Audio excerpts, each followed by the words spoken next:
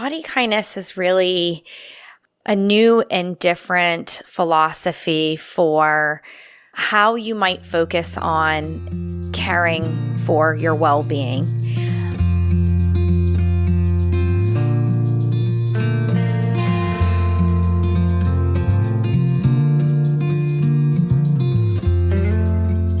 Welcome to Zestful Aging, where I interview thoughtful, inspiring, and influential guests who are changing the way we think about what is possible in our lives, especially as we age. I'm your host, Nicole Christina, psychotherapist and fellow Zestful Ager, and I love to hear from you, my listeners. Leave me a comment on zestfulaging.com. I really do appreciate your feedback.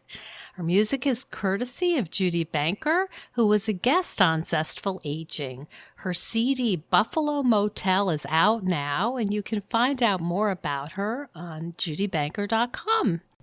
I know that everyone is feeling really stressed and anxious right now. We're all unsettled and feel out of control. So I created a free download for you for maintaining mental health based on my 30 years as a psychotherapist. Just go to zestfulaging.com and it is all yours. And as usual, I've got my loyal Jack Russell Terrier right behind me taking a nap, so let's begin. We have a great interview for you today. We're going to be speaking with Rebecca Scritchfield, who is a well-being coach, a registered dietitian, nutritionist, and a certified exercise physiologist, and the author of the wonderful book, Body Kindness. Transform your health from the inside out and never say diet again. Rebecca has influenced millions through her writing, podcast, workshops, and appearances in over 100 media outlets, including the NBC Nightly News, CNN, The Today Show, O Magazine, Real Simple, and many others. Welcome to the show, Rebecca. Thank you for having me. I want to say I loved your book.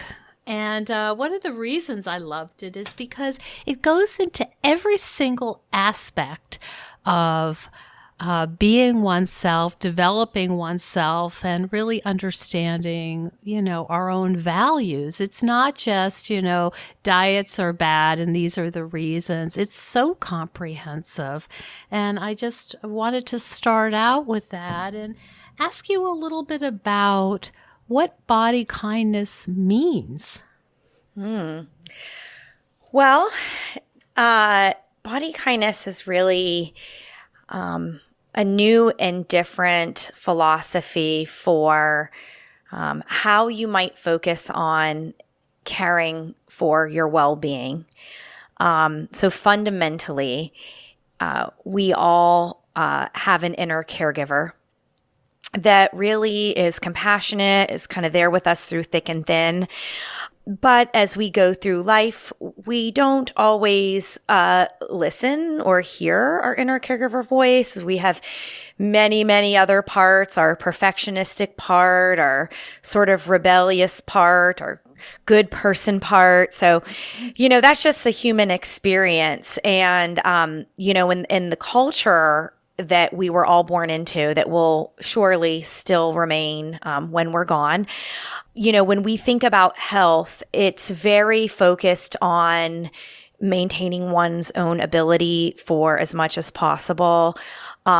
So if anyone deals with a disease or condition or a disability, then they're seen as lesser than. And we also see health as very weight-centric. So, thinness is valued not just for the beauty ideal and aesthetic that's very strong, but also it's a symbol of health and vitality. And in reality, and biologically, we have size diversity. The same way we have different heights, we have different body weights and shapes and appearances. That is a really strong genetic link.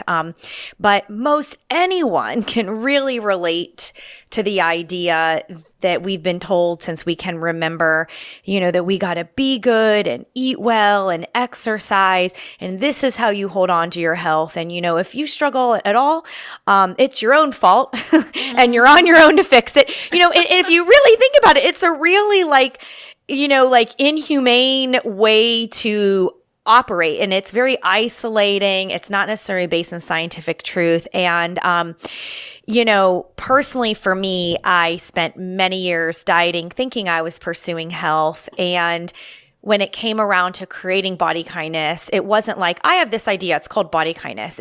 The name came after, but it was more about, I hit my own rock bottom of, self-criticisms. My inner critic was so strong. And I knew that what I was doing as a dietitian was too prescriptive. It wasn't workable. I was unhappy in my personal life and sort of the good person, bad person judgments. And I was like, I want to find a way to communicate what it means to care for our health, and not just in the physical sense. Mind and body health was my definition. And I want to be able to communicate, what does it mean to care for our health and never have to diet again? And eventually that's where the pillars came out, as well as, the name for the practice of Body Kindness. And it's definitely deeply rooted in, big bodies of research as well. So we can get nerdy and talk about that too. But from the fundamental standpoint, it's this idea of that we can actually create a better life by being good to ourselves. And then when we free up time and energy, there's also so much more that goes into health. So how do we find connection and community with others in ways big and small? And how do those things actually make our life so much more personally meaningful? Oh, yeah. I think that's what I responded to is it's so comprehensive, and it really is about living a life that you want to live, that the eating part is only one aspect. And you talked about pillars. Can you say a little bit more about that? Sure. So there are 3 key pillars of the Body Kindness practice. Which, by the way, everyone asks, when's the finish line? How do I know if I've arrived? And it's like, when you're dead. So speaking of, we're going to age zestfully, right? But then one day, right? Like it's how we end life. And so it really is a practice. And so these are, Body Kindness is not a set of rules. If it was a set of rules, it would be just another diet calling itself not a diet. So you want to think of these as like a way to guide your personal values. So there's 3 of them. The first one is love, and it's about making choices from a place of love. And it acknowledges from the positive psychology research that love is a supreme emotion, and we experience all different types of love, not just romantic love or family love or friendships. But, if we hold the door open for a stranger at the post office and they say thank you and our eyes connect, that's a human bonding that's taking place. We are getting positive reward and connection molecules resonating between us and a total stranger. We're not in romantic love with them, but we're sharing a moment, and that moment kind of triggers this positive emotion. The Barbara Fredrickson, a positive psychology researcher, coined this broaden and build theory, and that's building positive emotions, help you feel more open and connected to others and a sense of purpose, and really a more meaningful life. And so this, she created this metaphor about spiraling up by layering positive emotions on one another. And I looked at her research and I thought, could it be true that no matter kind of we woke up on the wrong side of the bed, that if we said, well, what's a positive self-care choice I could make right now? Could that trigger positive emotions, and could that positive emotions lead to more positive self-care choices? And essentially the answer is yes. And so I was like, this is critical to Body Kindness, this idea of being more open and connected to ourselves and to one another. And fundamentally, it comes from a place of love. So going to bed on time because we want to get our sleep, because we're excited to do that early morning yoga class. We just wish it wasn't at 6:30 in the morning, but we go to bed anyway. We limit our TV time because we know we're going to feel better for that other thing that we're looking forward to. And yes, it might mean doing a little little bit of meal planning and prep because it's so much easier for food decision making in the busy week ahead. And we might think of things like fruits and vegetables based on what we like the taste of and what is easy and what's in season. And so much more positive connections than how many calories are in this, or what's the grams of fiber, or what are the do's and don'ts. It's like you can let go of all that, right? Do I like blueberries? Yes or no? Am I a French fry girl? That's okay if I am. I might buy those frozen from the store, and I like broccoli too. I'll get some of that. So it's this idea that our preferences matter, but that there's all these amazing choices we can make throughout the day, connecting to our inner caregiver. And the guide is to make choices from a place of love. The second pillar is called connect. And this is, for majority of the book, is really about focusing on your own connection to your inner caregiver and the different parts of yourself. And so connecting to your body from a sense of, being hungry and knowing that you need nourishment. And so kind of don't wait too long. Like, I know you want to get one more email in, but you're going to need a snack, and the caregiver can chime in and help you do that. It also, could be that you connect your body and you're realizing that you're feeling pretty stressed and anxious. And what would be really soothing, right, is like a big bowl of ice cream, right? So the caregiver might pause and say, hey, what sounds like self-care right now? So it's not eat the ice cream, don't eat the ice cream, eat the ice cream, don't eat the ice cream, right? It's like, I feel like I want to stand in front of the freezer and just gobble, gobble, gobble, but I don't really think my caregiver, I wouldn't tell a friend to do that. I wouldn't want my child to do that. But yeah, you can choose to soothe with something sweet. Today wasn't sweet. So if we want to do that, what sounds like kind of a mindful kindness that will help me feel good? And so it's more of an approach to our emotion rather than an avoid or a numbing out or running away from our emotion. So those types of connections. And then as I get later on in the book to part 4, where I'm really talking about connection, belonging, we kind of feel some freedom from diets and are more into living our values, that we're, that we're also able to think of connection about like our meaningful relationships. And even in meaningful relationships where there's difficulties, sometimes we got to set boundaries for our time and feel so bad saying no. And I'm like, no is a complete sentence. And I struggle to say no too, but we need to learn ways of protecting our time and our highest priorities. Otherwise, we're saying yes to everybody and we're just draining those boundaries down. And last but not least is care. And this pillar is about staying fully committed to caring for your well-being no matter what. And this was really important to me. It really came out of acceptance and commitment therapy, which is a third wave of cognitive and behavioral therapy that, talked about the idea of being fully committed to yourself and committed to living a values-driven life. And I love everything about ACT. And I love that it really kind of gives you this way of realizing your own humanity. And so when we think about habit change, right? You hear like practice it every day for 30 days and, all these other like tricks and tips and hacks. In reality, we have a brain. It is like a, calculator. So it's not, we're smart, but it takes a lot of practice to learn. The brain can absolutely learn and grow through practice and through many, many, many, many mistakes. And so the same way when we teach children, we didn't get that math problem right yet, let's practice it another way. This idea of a growth mindset and not yet. That's Carol Dweck's amazing research. That we can have that with ourselves. And so our inner caregiver has all this compassion to say, not yet. What would I like to learn from this? What would I like to try next? And that because we are going to make a lot of mistakes, we need to retain this full commitment to our well-being, because we're really the only caregiver we really have. No one is the expert of our bodies, and no one can possibly care for ourselves and lives in our mind but us. It is our necessary job. And it's, rather than like changing ourselves, it's much more about seeing how we relate to these different parts of us that sometimes are getting along and other times aren't, and trying to guide ourselves to just staying fully committed to our own well-being, that's what matters the most.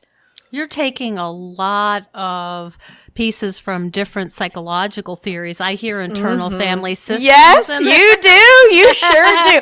I love IFS. So I have to tell you, in the book, I explained IFS a little bit more, and there was so much that I wanted to include, but what my editors and what the illustrator was so good at, what they really held me back on, is that they saw what I was trying to do, and they really helped to maintain this integrity of, because even when I came up with the name Body Kindness, they loved it so much because they're like, it sounds like the spoonful of sugar that helps the medicine go down. Because Rebecca, you're really delivering a book of bad news, and that's not good for sales.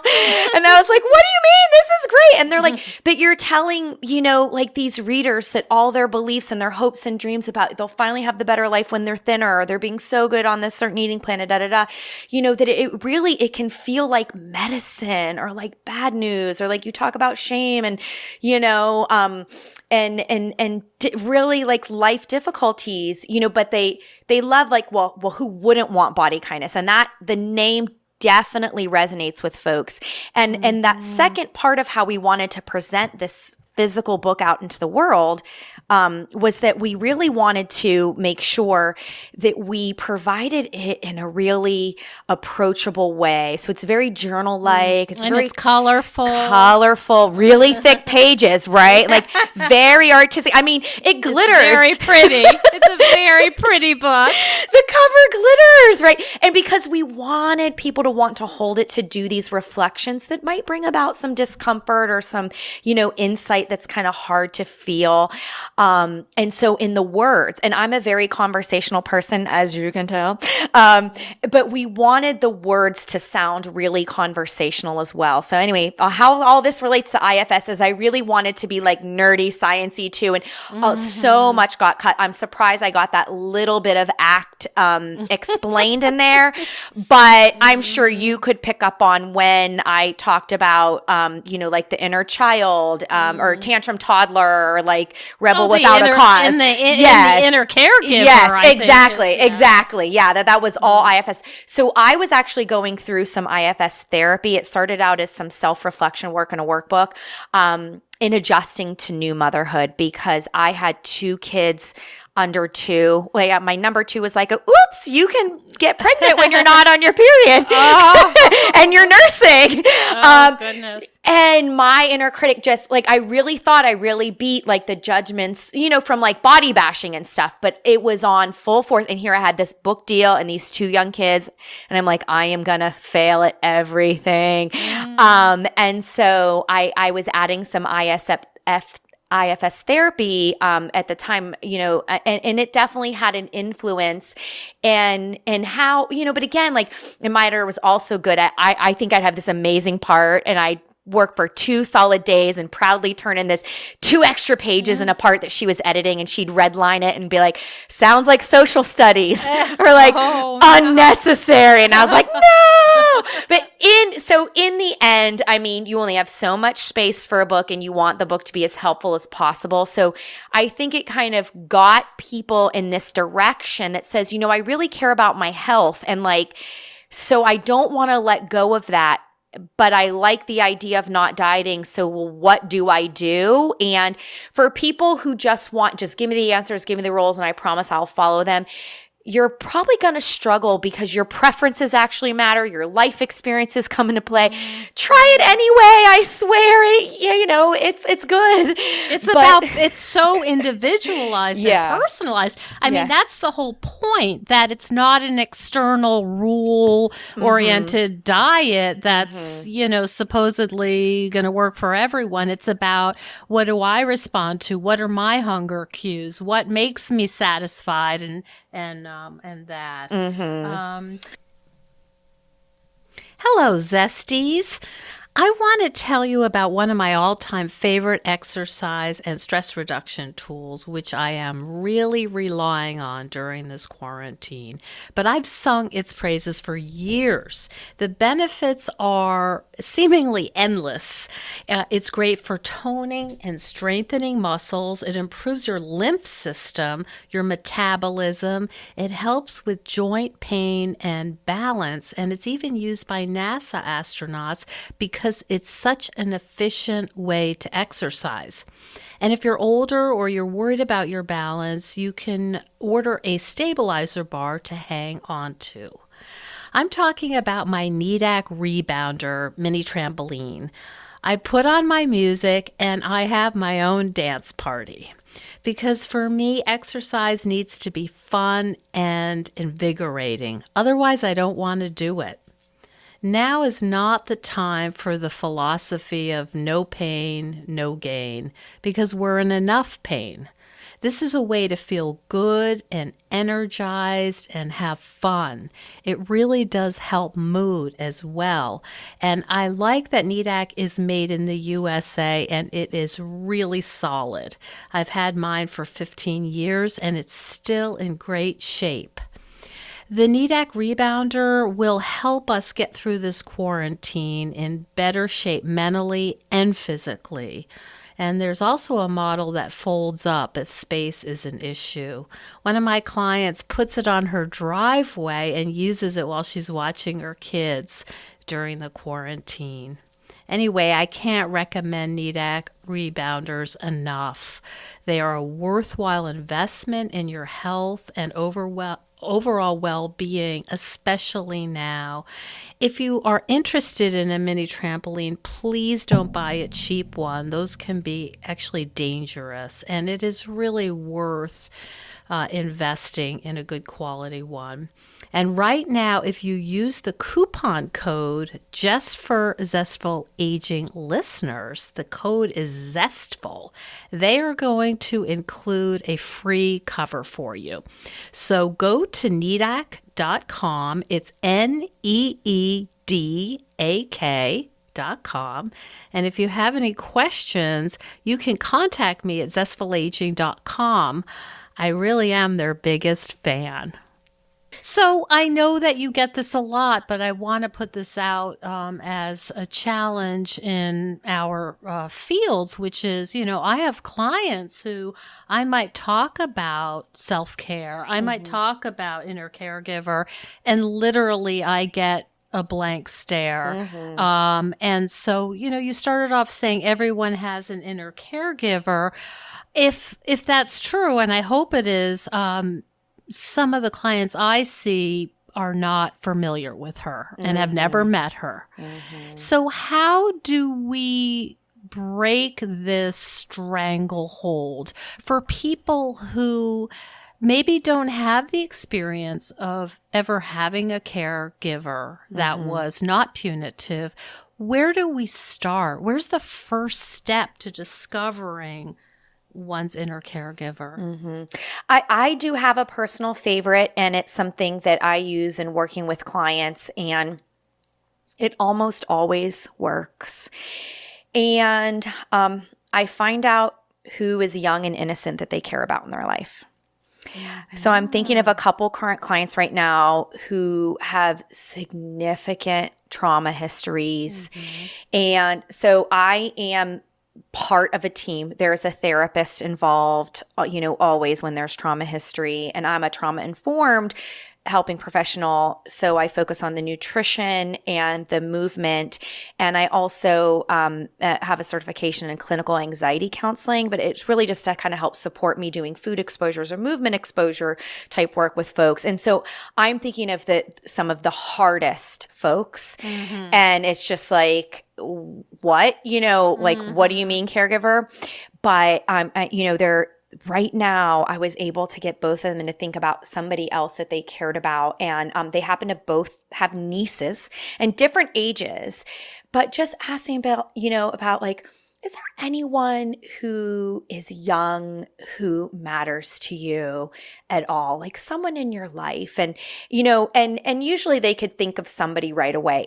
So this will not work for those who can't think of anyone, and you could stretch out to your community. So if you're a member of a church and there happens to be this family that and they have young kids, it might feel that kind of far off of a tangent, but it would work, because when we can see the innocence of others, right? And we can connect to that inner child, right? Like we literally can connect to children. Like, I love my niece. Mm-hmm. I want my niece to be happy. I want my niece to be cared for. I want my niece to have permission to make mistakes. I want my niece to know it's okay to cry if she's sad, and it's good to hug if you want to hug somebody, and that all the emotions are good. I want my niece to be happy when she's eating food, whether it's a banana or banana cream pie, right? And it's so easy, right? They could bring out a piece of paper and think of all these things they want for this person they care about, because they also really care about a sense of justice, right? This person is worthy. This person deserves this and that, and they feel maybe a bit protective of their needs, right? And so through work like that, and we could spend all the time it takes, and I keep composition notebooks and got art supplies in the room. And it might come out that way with other clients. We might do short walk and talks. With others, we might meditate first and then bring some conversation in the room. So as patient as we need to be to kind of build this world, right, around a world that they know through a person they know, then it becomes super clear what they know is right in the world for caregiving. And then it's not over yet, right? Because they got to kind of turn that they have to mirror. Connect it. Yeah, right. and say, oh crap, now I have to do this myself. Right. But that's in a nutshell, I think. I think that really helps people understand the parts and it's not that it's smooth sailing from there, but when you can imagine all these things, it relates in some way to, okay, so I'm hearing this really strong judge or even more of a punishing voice that's saying, I don't deserve this. And I'm talking with Rebecca about these things that I would do for my niece, or I feel valuable for my niece.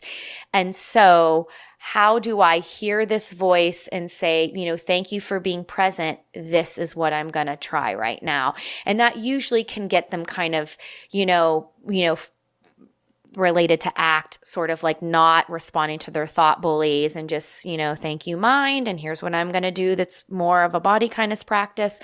But that's, I would play around that area, and don't, if you're trying to do this, we always, because we want to feel better, and that is such an important goal, it's so urgent, right? We feel like we've lost so much of life already. We wasted so much time, right? We're aging, right? Mm-hmm. Like, I need this now. Our eyes are finally open, I think, yes. too. It reminds me of the lion in the zoo who's walking back and forth, and then the zookeeper opens the gate and the lion doesn't step out. They're so used to that well-worn path and doesn't really believe that there's a world outside of dieting. Mm-hmm. That's such a good way to think of it. And also, there is a world outside of dieting, and in that world, it's a lot easier the skinnier you are.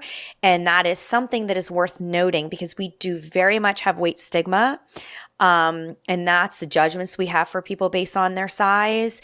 And so the higher somebody's body mass index climbs right now, the harder it is for a medical professional to want to spend time with you, to believe in your complaints, to look for things other than just say, just lose weight. And it really increases people's healthcare stress to the point where they might avoid seeking care. And that is not humane. So we really have to look at the systems and structures that say, bodies are on a hierarchy and there are good bodies and bad bodies. We really have to challenge that notion. And that doesn't mean, people struggle with, they feel this, like higher weight people that feel like I can't imagine accepting myself as I am right now. And what I would say to that is, what would it look like to call a truce with yourself? And don't fake like full body love and liberation, but could you lay down the weapons against yourself and call a truce and say, I want to practice being good to you, even if you want your habits to change, which could change at any size, right? But even if you're like, I'm hoping through this, my body changes. I don't expect people to just drop that hope in order to start practicing body kindness, because that's been drilled into us by culture. So, it's baked in. Yes. So we sit with these desires, or we sit with these feelings of, that I'm really hoping, I have weight concerns. I'm really hoping that I will lose weight as a result of this. And know that it's not just things like, I might have less knee pain, even though people at lower weights also have knee pain. So you treat the pain irrespective of weight. But to just add a layer of, because I can't make some sort of quick decision or just follow the rules and I magically lose weight, right? If that formula was out there, we've been telling ourselves that, we would all do it. Mm-hmm. So if we can accept that I don't have control over that specific factor, but I control my choices, how can I speak to myself more kindly and take good care of the body I have now? Then that leads to more positive emotions, those spiral ups. You set better boundaries with people, and you do the best you can to live as good of life as you can. And what sucks and what's really hard about it is, it really is not fair that it's harder for you because of the size body that you were born into, that you were meant to have. That is an absolute injustice, and it's not enough to say, so people just need to live with it. We need to keep asking our culture to do better to eradicate weight stigma, so that we all can be treated with human dignity and kindness, no matter what we eat, no matter how we move, just because we're humans and that we have a shared common humanity. Because, there are higher weight marathoners in the world, but, people shouldn't have to marathon just to prove their worth. So it can get really kind of complicated. And, the way that I usually ask people to hold space for it is, if you've tried the different diety things and that likely led to weight cycling, so your weight going down and up, down and up, and down and up, why don't we practice something that's kind of like off of that dizzying merry-go-round and see where that takes you the next 3 months or so? And I wish there was an easy solution to changing the culture. Unfortunately, the best that you can do right now is your own choices and the boundaries around people you associate with. If we had better laws that were anti-discrimination for higher weight people, I would highly recommend legal action. But right now, I want to say it's only the state of Massachusetts has laws against discriminating people against a higher weight. And I want to say Washington State might have recently enacted something, but it's very far behind the times. People can be discriminated against based on their size. Absolutely. And I use that word in session. I just talk about discrimination, right? Mm-hmm. What's it like for you being so passionate and so experienced, and this is really a subject that's near and dear to your heart, and you're living in a world where most people are still believing that thinness equals health, dieting is noble, they're imperfect because they've got cellulite. Mm-hmm. What's it like, just going through the world and seeing that, and I'm going to use the word, it's violence. Mm-hmm. Oh, that's a word, isn't it? I have a lot of feelings right now. Like the first thought that came to my mind was I'm anticipating having a client session, and I don't know how it's going to go because the client might decide to stop our work to pursue intentional weight loss. And I'm really in this moment of practicing compassionate self-care, that the best I can do is show up and be present and listen and continue the conversation. And that, if the client doesn't continue, that I'm still good. Right. So I just have to be honest that is something that's just weighing on me right now, because you really want to save everybody.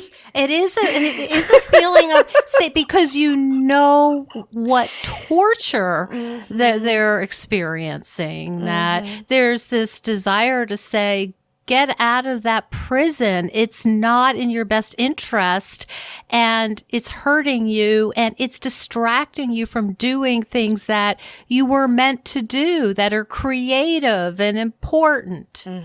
Exactly. And it's so there's a whole sense of self-care, because it's not the first time that it would have happened, but it doesn't make it easier, especially because you can't stop and think, what did I do wrong, or what could I have said that might have made a difference? And so I'm already planning, that I'm open-minded, that I'm going to, do what I know is the right thing to do. But also my caregiver is already planning for that. And so I did want to share that part of it, because I think as we clinicians do this work, it might sound like, oh my gosh, this person just has their act together. It's just so easy for them.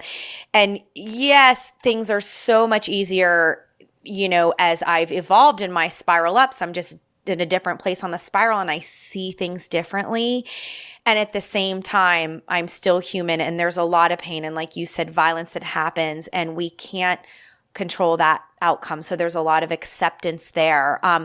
I feel like the next piece that I would say, and again, this kind of has to do with some of my personal well-being aspect, is that I've really learned in the last year that I have anxiety, and that the way that I was alerted to it was that I broke out into 6 different rashes on my body at once, and I was going and itching to the doctor, racing in from a thing. And anyway, luckily I was able to get medical care, but she called it right away. She's like, I think this is anxiety. And we kind of started talking about it. And I was saying how I really missed yoga. And anyway, I'm still learning. I did like a really beautiful yoga and meditation retreat. I was so lucky to be able to get some time away, and just be grounded and breathe and remember that, and kind of remember my values as a mom and as a clinician and as a human in the world. And I really think I needed that to accept that I, struggle with, the juggle struggle, right? But that it can bubble into anxiety to where I struggle to be the kind of parent I want to be. And so what makes me want to say all of that is that I'm very well aware of what's going on in the world. And I remember, to secure my oxygen mask. And I literally have an oxygen mask in my cupboard for when clients come in, and I'm looking for the right time to bring it out. But I remember that. So I see what's happening in the world, and I want to fix everything. And I remember to breathe. And my mantra this year is live with ease. And it's so instead of relax, right? It's this, and I literally practice the breath, and I check in my regulation. And the way, how I think that is really helpful is that it lets me see the different, injustices or opportunities. And then with a gentle reminder of my own well-being for my clients and my family, that's going to take a certain amount of emotional energy. And do I have the emotional bandwidth? And am I the right person to engage in something, or can I do something quickly? So I kind of will give myself a little bit of pause, remember my values, and just realize that to kind of fight that urge to kind of always be fixing and correcting, because I know it will drain me, and that's not good for my life. So you're respecting your limits. I guess, right? But it's a relatively new revelation, I would say. The day that I realized that I would probably die with, just as strong as diet culture as I inherited the world with, I cried because I, up to that point, thought that all this work that I did was going to change the world for my kids, you know? And I still do believe that in parenting and connecting with them, that I'm helping to boost their values and their resilience. And, you know, but I mean, I really thought that what I was working toward was making sure that, you know, things were going to change and I was going to live to see it. And it's not, I'm not saying give up and throw in the towel. It's just when you really study systems and structures and oppression, you know, you'll get burned out. You'll get burned out from these social justice things that you care about. Mm-hmm. So, let me ask you about another sort of social situation and, you know, comment on this as you feel comfortable. Sure. I'd like to ask you about the halftime show and J-Lo and Shakira. Sure. And there was, you know, tons of commentary on it. But as someone who works with weight and eating and body acceptance, what was your takeaway from that? Mm-hmm. Well, the first thing that I want to do is acknowledge my privilege of being a thin white female who's highly educated, and that, you know, because in watching it, and I've got some, you know, my daughter was mesmerized by it, and that alone brought so much joy to me. But when I was watching it, I was like, I am watching culture and history and dance and so many things that, you know, that I don't yet know about. And look at this artistry and this beauty. And it, you know, it was very awe-inspiring talent.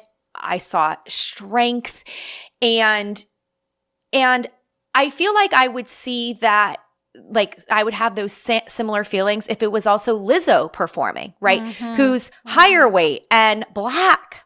Mm-hmm. But, you know, to me, it's like my experience in watching it was so much awe-inspiring.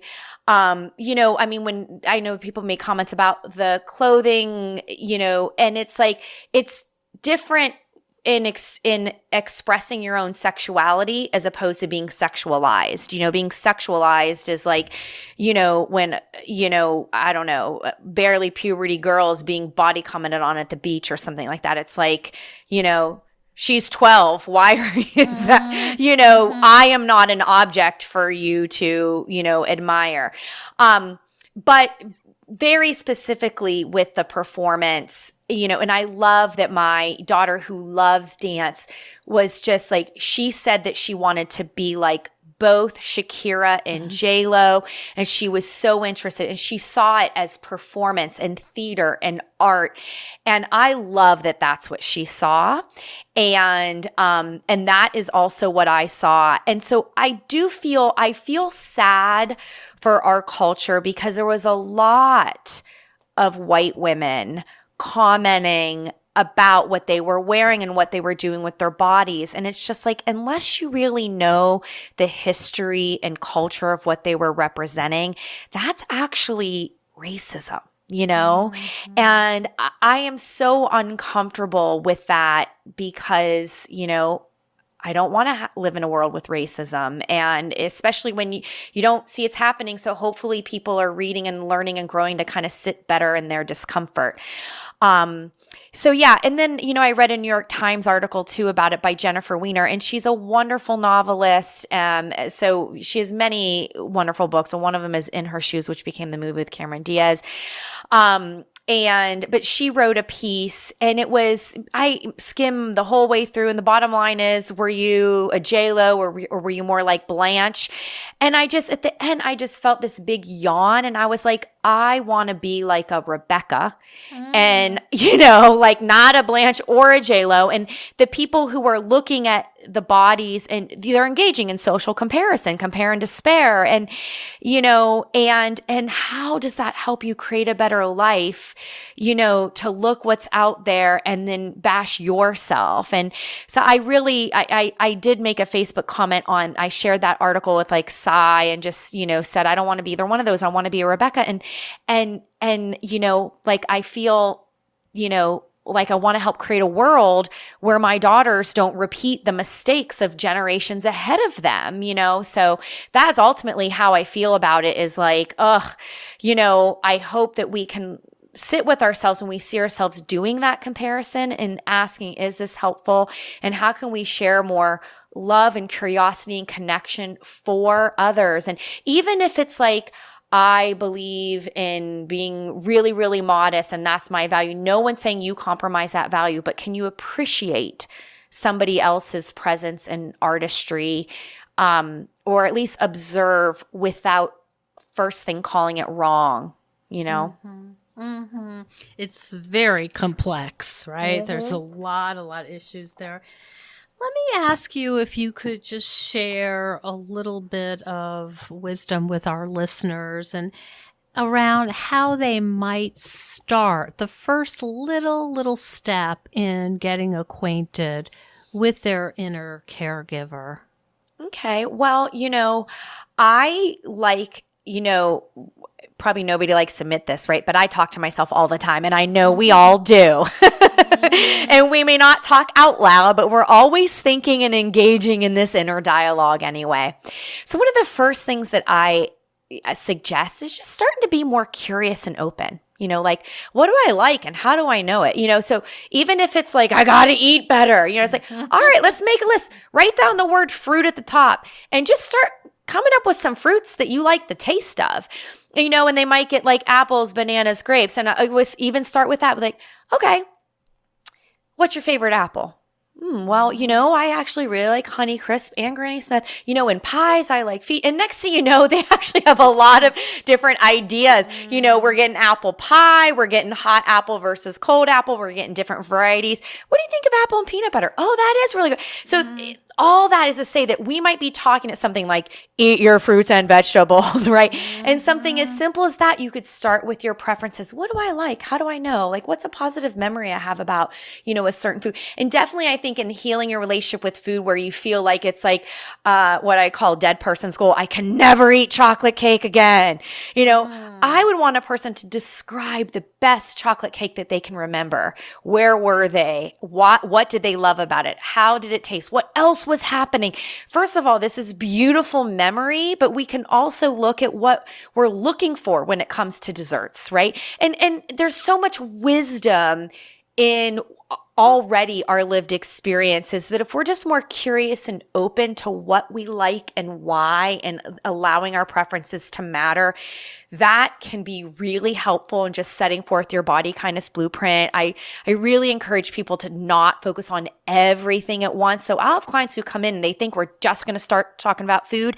We realize, and they decide that they want to actually focus on their sleep because they realize that when their sleep is messed up, it really messes up their food and movement. Mm-hmm. And it's just too much work to do all the things. They think that the goal is to make a big whiteboard of all the problems. That's going to make it feel worse, but to get a sense of where you would like to start and be really gentle with yourself around your preferences or like around sleep. Well, what's workable? Some people are more naturally night owls, but they got to find their cutoff point if they're going to get their 8 hours, right? And they might need a little bit of sleep hygiene support or something like that. Whereas I'm an early bird. Right. So I'd rather be in bed at 8:30 and up at 5:30 or 6. But that just because I like that doesn't mean somebody else does. And the other piece of curiosity that I would say as you're looking at your preferences is just start asking yourself, be like, is that my caregiver talking? Who do I think that is if it's not my caregiver?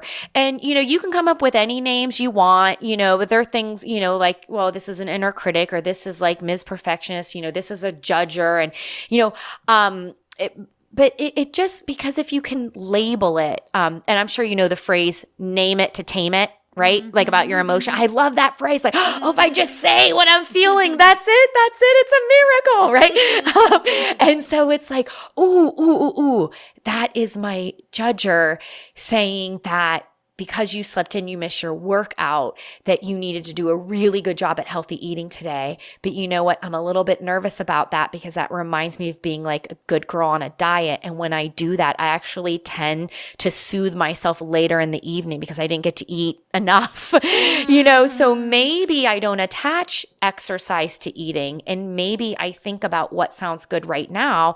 And when I think about it, some fruit and yogurt and granola sound good right now. Why don't I make that? And so it just kind of gets you thinking through this. Is that my caregiver? What would my caregiver say? I love that. Have you ever heard of the idea of having an owner's manual for yourself? I love it. Yeah, I thought you might, but that's exactly what I love to talk about. I had a client who would eat Greek yogurt every single day and would buy at these like Sam's Club cases.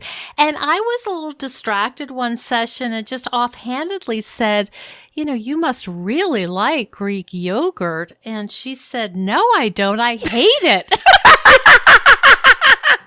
She said, I eat it because it's really good for me. And I said, there's a lot of stuff out there that's really good for you. Let's figure out something that you really enjoy.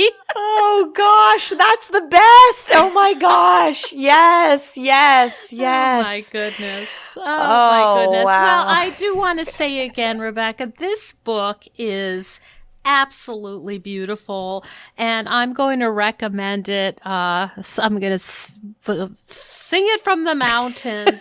I think it's so helpful, and I think it's the kind of book that one can read again and again and again and get something different out, because you cover every aspect of oneself, and really coming to a place of peace and clarity. And I just can't recommend it enough. Again, the book is called Body Kindness, Transform Your Health from the Inside Out, and Never Say Diet Again. Rebecca, where can people learn more about you and your work? Well, thank you so much. It's been so wonderful to talk with you. The best place is my website. It's bodykindnessbook.com. Okay. Yeah. And from there, you'll see all the different social places. If, my podcast, Body Kindness, I would love you to tune in to that. But if you're interested in staying in touch with me, there is a free Get Started guide. So you get this video from me, and it comes with a self-reflective guide about like how to start breaking some health rules that you might be following. You get the free chapter of Body Kindness, so you can just kind of check it out right away. And the book is also available wherever books are sold. But I would love if folks wanted to connect with me. And they can do that on the bodykindnessbook.com. They can see that video and get that little sample. Yes. Okay. You give your name and email, because I actually follow up with you over email. So over 8 days, I kind of check in with you and kind of reveal a little bit more about the philosophy and why I wrote things certain ways. And then, and also just other testimonials or different feedback that other readers have given, because it's kind of this new approach. And so I kind of guide you into it. But yep, it's totally free. And it's at bodykindnessbook.com/start. And that'll take you right to that page. But it's also navigable from the homepage. So you'll find it. Great. I'm sure our audience will love that. And I appreciate you giving that to them. It's been such a pleasure. I feel like you and I could probably talk, we could just talk about this for hours, different aspects. And I know we have a lot of crossover with the people that we admire, Evelyn Tribole and Michelle May and some of the other folks. So it's such an important subject. And I really appreciate you spending time with us today. Thank you so much for having me. Thank you so much for joining us on Zestful Aging. If you like the podcast, please share it with some of your friends. I love to hear from my listeners. Send me an email at NicoleChristina.com. It's no secret that everyone's feeling pretty restless and unsettled right now Our lives are upside down, and the future is feeling pretty uncertain. But if you're anything like me, organizing my stuff can help me feel a little calmer. It's something I can do to help me feel a little more in control and in charge of my own life. If you think decluttering could help you feel better and you could use a little assistance with that, check out the online course I've developed with professional organizer and designer Carrie Luderin. It's called Too Much Stuff. And Too Much Stuff is different from other courses or articles or guidance you may have used up. We give you clear steps to deal with the clutter and the tools to help you face the overwhelming feelings and the emotions that come up when we're going through our clutter. And a lot of those emotions are just feeling anxious or guilty or just basically flooded with a lot of different confusing feelings. The course is really practical. It's realistic. The lessons are short and punchy, and they're really manageable. We're not trying to set you up for some long exploratory, super in-depth, burdensome experience. We want something really helpful for you right now. We all need help with our anxiety. So being surrounded by more calm and less chaos can really help. So now's a good time to clear out the clutter so we can focus on what's really important in our lives. So find out more at zestfulaging.com. You'll see more about this under the web courses tab. If you have any questions, just shoot me an email at zestfulaging@gmail.com. Thanks so much. And stay tuned next week for another interview with a fascinating and inspiring guest.